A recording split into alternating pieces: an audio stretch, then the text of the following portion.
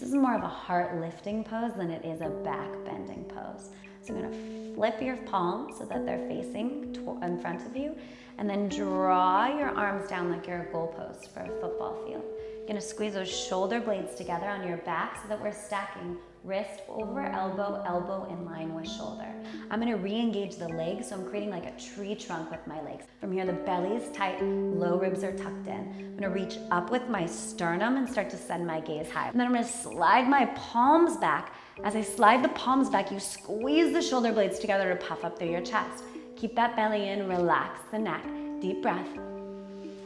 Exhale, open the heart a little more, reach it towards the sky, squeeze the shoulders together, belly tight, there should be no pinching in the back. From here, inhale, reach up. Reach the fingers to the sky, give them a wiggle, and exhale, hands in front of your heart, eyes closed.